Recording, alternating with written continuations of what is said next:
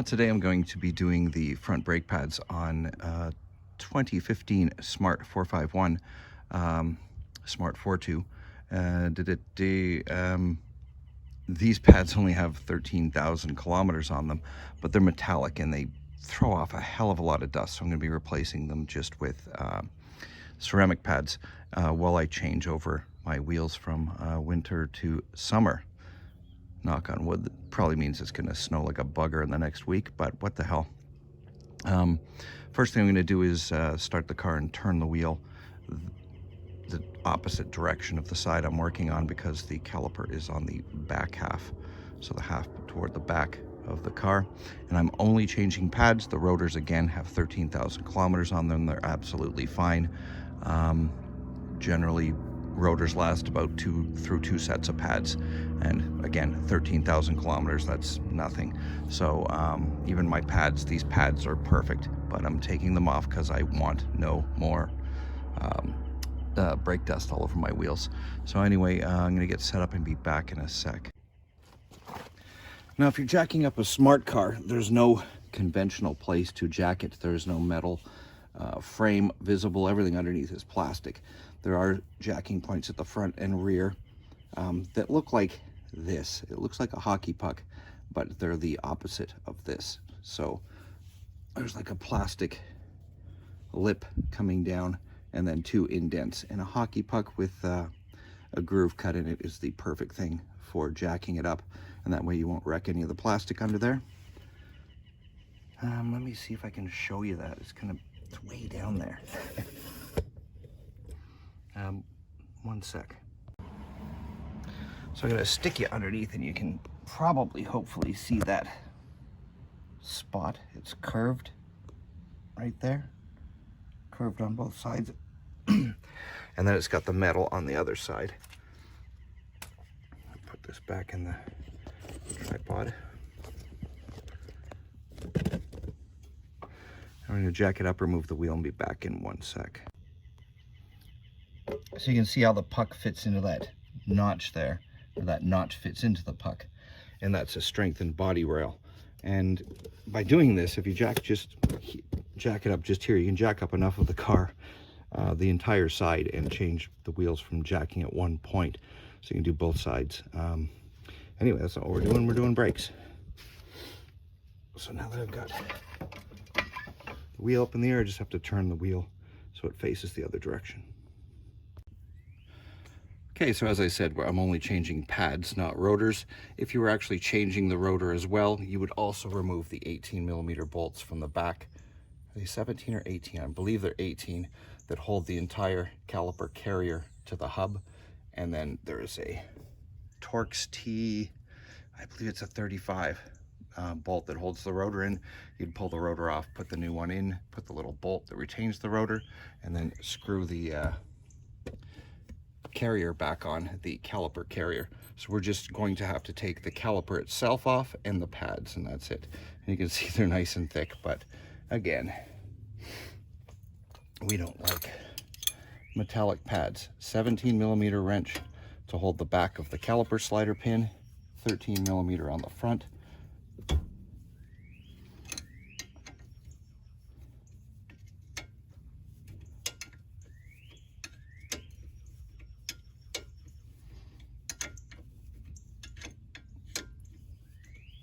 Same with the bottom one, so I'm going to remove these and we'll be back in a sec. Okay, because this is easier to do with the caliper still in place, I've loosened the bolts but not taken them out completely all the way. And I'm going to retract the piston into the piston bore. And also, I've just started doing this because I noticed some people are doing it online, and it seems to be a really good idea. It's not the way I was taught. It's not the way I've ever had to do it before. And I don't even know if it's necessary, but I like doing it.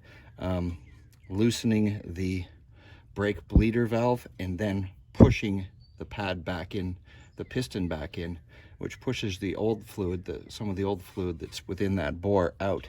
And because you're not pushing with the brake pedal, you're not going to introduce any air into there. So I'm just going to 8mm wrench. I'm going to loosen this so I know it's loose. I'm just going to get a pair of large channel locks or pliers. I should be able to grab onto that, hopefully. I'm just grabbing on the top ear of the pad there. I have a bigger pair, but I'd have to go find them, and I'm far too lazy to do that at the moment. So once I have this securely on there and slightly squeezed, I'm going to open this bleeder valve up and push the pad back. Oops. I don't think I opened it enough. There's not a lot going to come out with these pads because there's not a lot of room to retract because the pads are not very worn down. I'm going to tighten that up. You don't crank it, it's just a little tiny little bolt, just snug it. Cap back on. Now the pads are loose and the caliper's loose, and I can take these off. Should be able to take these off by hand. There's a little spring pressure here from the springs on top of the pads.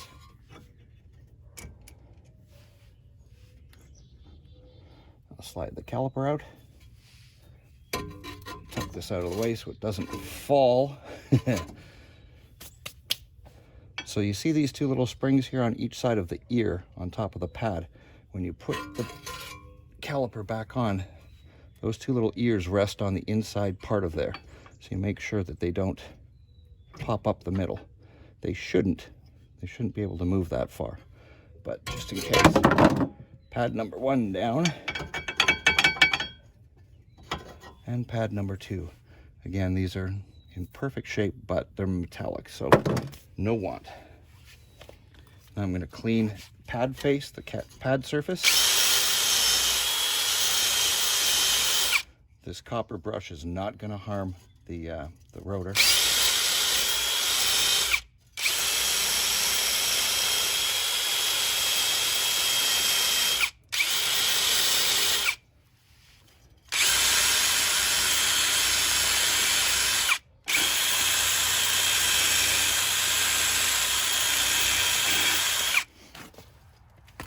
Okay, I'm going to take a piece because I'm not removing the caliper carrier and I want to grease the area where the pads sit.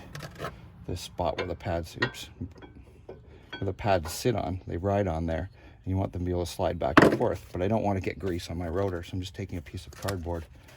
I'm going to stick between the rotor and the carrier and put a light coat of grease on there where the pad's going to run.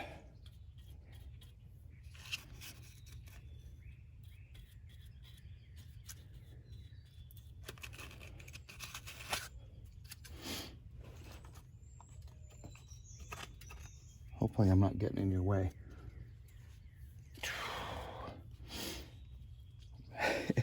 This is very hard to do without getting in your way.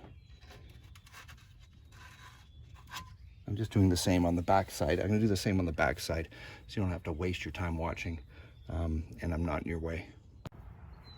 Okay, those are done. We are almost done. So I'm going to hold the rubber on the caliper slider pin and pull the pin out. You don't want the rubber to come out from here. You want the rubber to come off the end of the pin. And since these are perfectly clean, they were serviced by Mercedes last year, I'm just going to put a dollop of anti-seize, copper anti-seize on there and push it back in till it pops over. Same on the bottom. I'm going to wipe that off a little bit. You'll note that the bottom one has a little black sleeve on it that the top one doesn't, so don't mix them up. Again, put the grease on the end so that as it goes through, it greases everything it passes past. And pop. We're going to get our new pads. And if you get mixed up, you get new pads and you're not sure, you don't remember which one's which. If they have a squealer on them, like this little metal thing I'm holding is a squealer that tells you when the brake pads are wore down. The squealer always goes on the piston side. So generally the inner.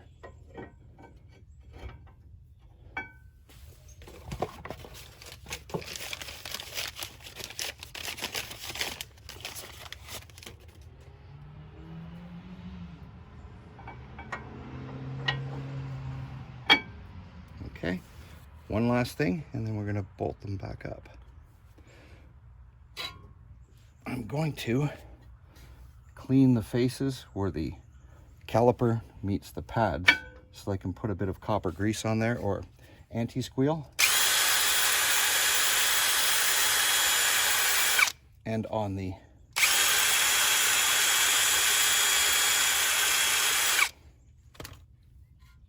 piston itself. That just keeps the piston, the brakes, from making any squealing noises.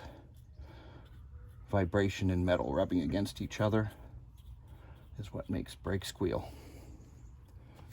And you can use silicone grease, you can use regular grease, you can use anti-seize. There's special brake lubricant that you can use. A million different things you can use. Make sure the caliper is not, the hose isn't kinked, and slide that back over. Push the pins in while you're doing this. You can slide it past the pins. Make sure those little spring ears are both on either side. Oh, and I don't have thread locker. 1 second. Okay, blue thread locker. A drop on each of those caliper bolts. Oops. That's way too much. I'm just going to transfer it to the other bolt.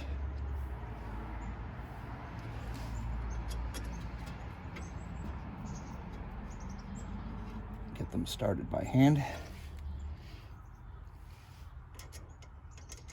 And again, once you get the second one on, you're going to have to push against these little springs.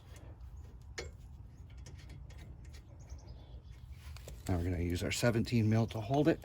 Hold the square end of the pin.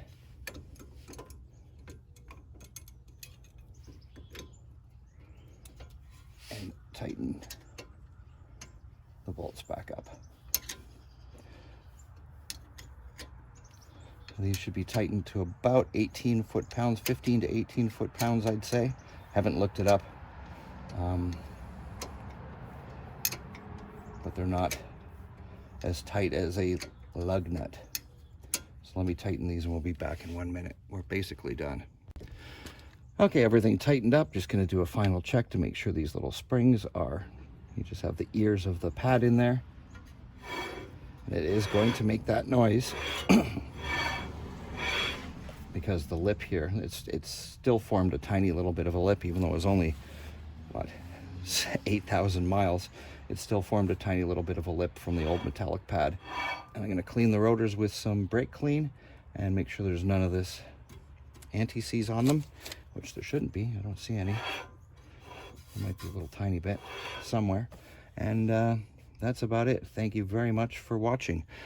If you've done it this way and retracted the piston with the bleeder screw off, you don't even have to check your brake master cylinder to make sure that the fluid hasn't level hasn't gone up, because any of the excess fluid that came down into the piston to replace the place where the piston was as the pads wore out, that all got pushed out through the bleeder nipple.